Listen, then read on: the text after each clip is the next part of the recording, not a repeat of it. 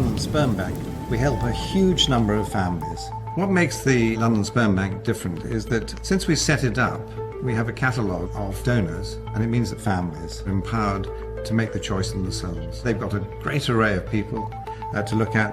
The donors themselves are asked to give small pen sketches so that the recipient can see what sort of person they are. My name's Kelly. And I'm Lisa. And we're both mums to Lennon.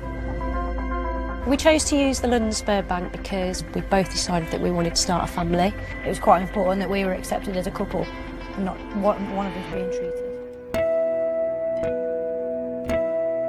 Paris may have its own nudist park by next summer if Green Party proposals to introduce a designated area for those wishing to strip it all off is approved. While the French are known for their open-mindedness to sex and nudity, France being the first country to open a naturist resort in Europe in 1950, options for parading in your birthday suit have been surprisingly limited in the country's capital. That may be about to change, however, as the Green Party of Paris prepare to table a motion at next week's meeting of the Paris City Council, calling on the chamber to designate a nudist park area in the city next summer. Deputy Mayor Bruno Juillard has already expressed support for the proposal.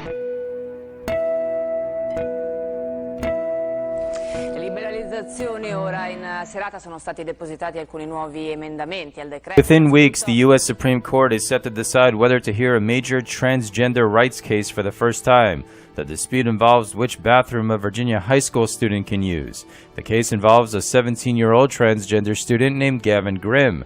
Grimm was born female but identifies as male and is mounting a legal challenge to gain the right to use the boys' bathroom at his public high school in Gloucester County, Virginia. The local school board is asking the justices to hear its appeal of an April 19th ruling by the Richmond-based 4th U.S. Circuit Court of Appeals. That ruling found that transgender students are protected under U.S. laws that bar sex-based discrimination. If the justices choose to hear it, it would be one of the biggest cases of the 2016-17 term. Pro-life advocates say the Obama administration is once again doing an end run around Congress, using executive power to change policy in a way dozens of GOP lawmakers say appears to be, quote, an attempt to subvert the will of elected representatives. The Department of Health and Human Services, or HHS, has proposed a federal regulation that will tell state and local governments how they can and cannot spend Title X money, which is given to states in order to fund family planning services. A number of states have set guidelines that direct the funds to full-service community health centers, rather than Planned Parenthood, which performed nearly 325,000 abortions over the one-year period outlined in its most recent annual report. Planned Parenthood President Cecile Richards is praising the rule, saying, quote, the Obama administration is protecting access to health care for millions of people. Not everyone agrees. Once again, you're going to have this administration that has an unholy alliance with the big abortion industry, protecting them and saying, states, you don't have the right to decide who provides the best services for your women, for women's health issues. We're going to tell you that you cannot make that decision. And you know what? That's wrong. Yeah, she took a picture of just some water coming out of a faucet, posted it on Twitter, complaining about it. She never imagined what would happen next. Hazel Juco says when she saw discolored water coming from the sink at school, it upset her. I just took a picture of it, and then fourth hour is my newspaper class, and I went and talked about it with them. She posted the picture on Facebook and Twitter. A short time later, she got called down to the office at John Glenn High in the Wayne Westland School District. She told me that I was being suspended for 3 days, OSS, for taking a picture. It's inappropriate use of electronics in the restroom. Dozens of students protested by tweeting bathroom pictures they took without getting in trouble. I called Wayne Westland Superintendent Dr. Michelle Harmala. She looked into it and says she found out high school administrators made mistakes. For one, they didn't report the water issue to maintenance, so she did. So I reached out to them. They sent a plumber out right away. We do have a piece of the pipe that leads to the faucet that was corroding and needs to be replaced, so that's underway right now. Dr. Harmala says the rule against cell phones in bathrooms aims to prevent inappropriate pictures of people, not building issues, and the punishment is inappropriate. She's going to make sure this out-of-school suspension is taken off your record. Oh, yes, I'm so happy for that.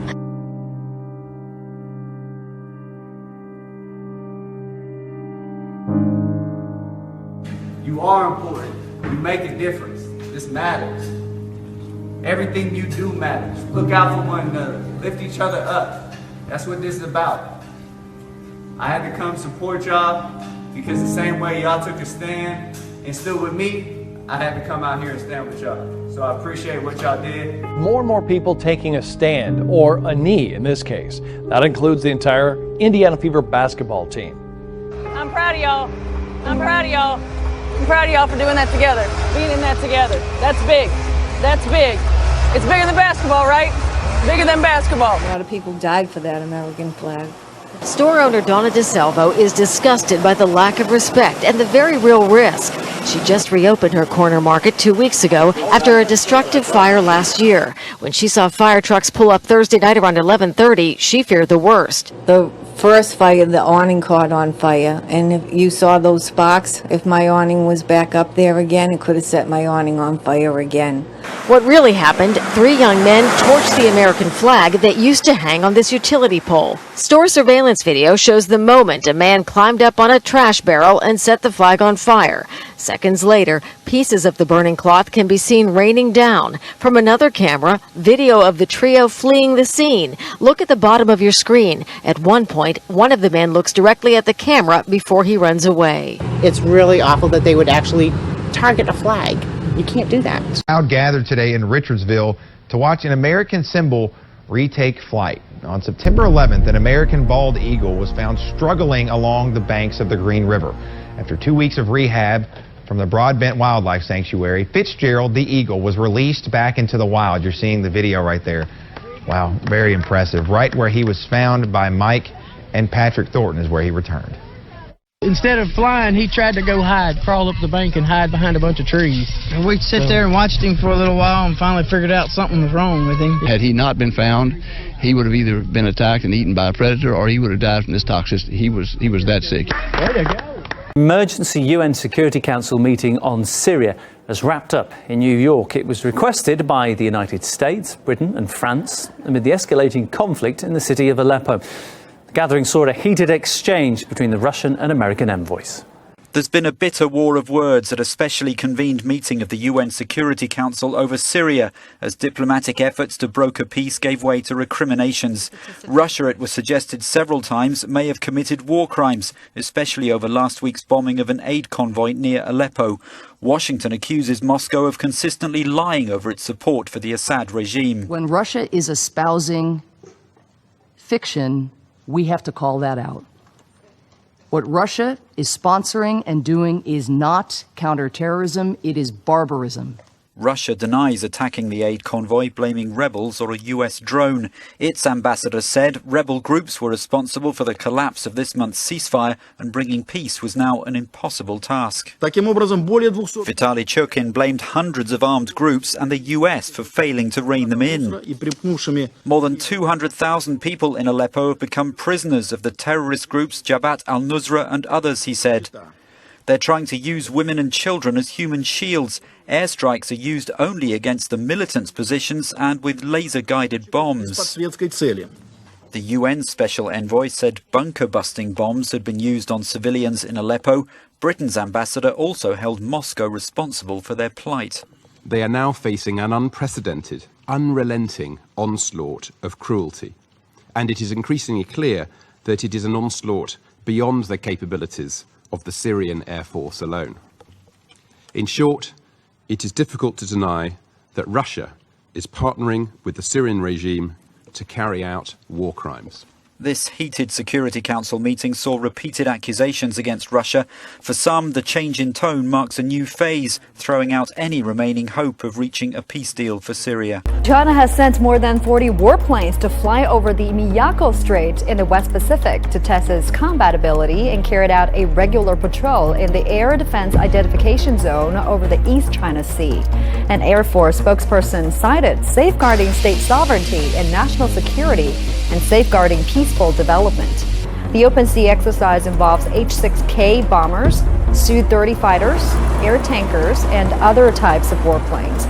They conducted scouting, sudden attack, and air refueling tasks. The latest drill, the second of its kind this month, is seen as a show of force against Japan amid heightened territorial disputes in the South and East China Seas. Iran will start manufacturing 3 more missiles in the next few months. Defense Minister Hossein Dehran said the production line for Qadir, Sejil and Khorramshahr missiles would multiply Iran's defensive power. He made the remarks while addressing a plenary session of parliament. The defense minister further pointed to Iran's capability to mass-produce cruise as well as ballistic missiles with both solid and liquid fuel propellants. Brigadier General Dehran said the country is able to design and manufacture missiles with any range and destructive power. Now, in just 3 to 5 years' time, North Korea could have the technology to mount a nuclear warhead on a missile that could reach as far as Seattle on the U.S. mainland. This is according to the former head of the CIA, Michael Hayden. In an interview with the Japanese Daily, Hayden criticized U.S. policies against Pyongyang, saying it's now impossible for the U.S. and Japan to stop the regime and urged Washington to consider alternative plans. Hayden added the deployment of the U.S. missile defense system THAAD in South Korea is a must to counter North Korea's provocations. Hungarian authorities are investigating a mysterious explosion in central Budapest on Saturday night, amid speculation it may have been a deliberate attack on police. 2 officers were injured in the blast on a main thoroughfare in a tourist district of the capital. Unconfirmed local reports speak of a man having been seen attacking the police. One eyewitness has been quoted as saying he saw nails scattered at the scene. Singapore has unveiled a new mobile app that will allow authorities to send out important alerts to the public during attacks or emergencies.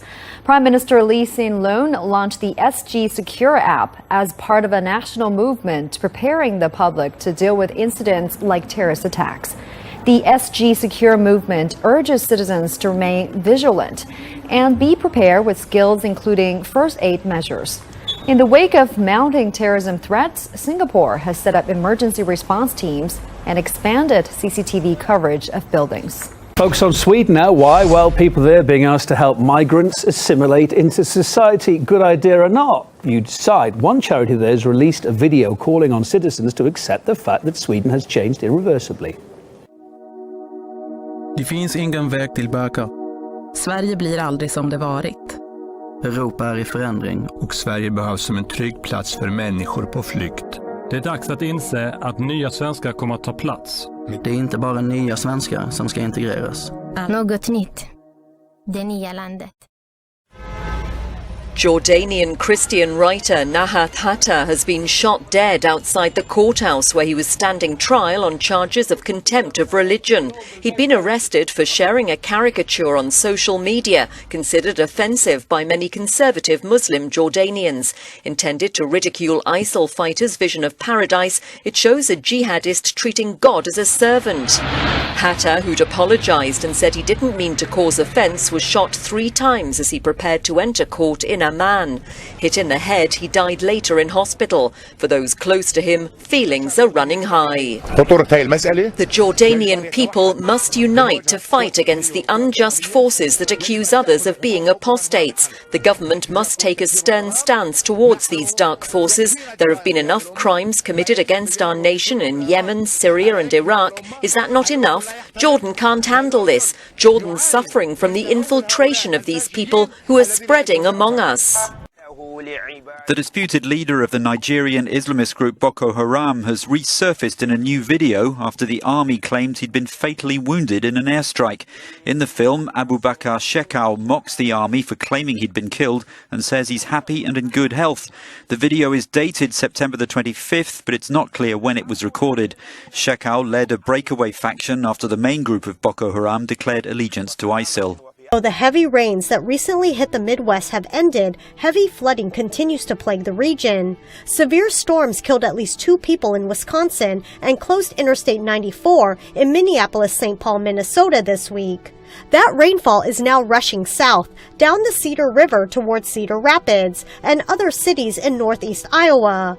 Iowa Governor Terry Branstad has declared a state of emergency in 13 counties, and the National Guard has been deployed to aid police in rescues and patrols. The river is currently almost 10 feet above flood stage, with waters not expected to recede in some areas until Friday. Storms back east triggered flooding and swift water rescues. Even animals found themselves trapped in the floodwaters. McCloyd Hageman shows us how one man risked his life to save a stranded deer before it got swept away. You're hearing people yelling as they watch a deer getting swept away in the Cedar River, knowing there's nothing they can do as the river rages.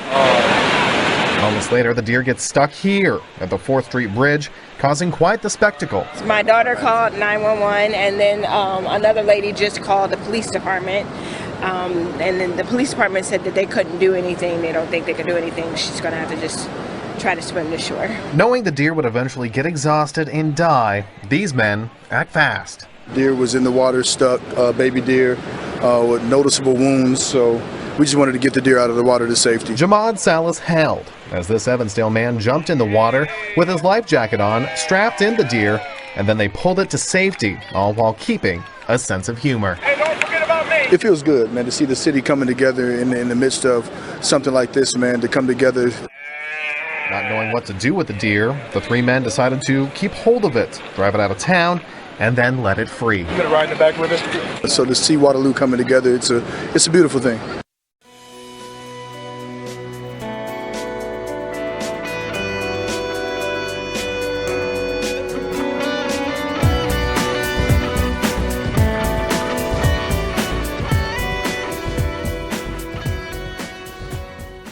Republican presidential nominee Donald Trump will recognise Jerusalem as Israel's capital if he's elected. The promise was made during a meeting with Israeli Prime Minister Benjamin Netanyahu. It marks a potential dramatic shift in US policy, with it being a highly contentious issue between Israel and the Palestinians. Democrat presidential candidate Hillary Clinton also met the Israeli premier, where she reportedly stressed that a strong and secure Israel is vital to the United States because of shared strategic interests and common values. With latest opinion polls showing Clinton's lead has narrowed to only 2 percentage points over her rival, the focus is now on the first of 3 televised presidential debates. An estimated 100 million viewers are expected to tune in for Monday night's face-off in New York.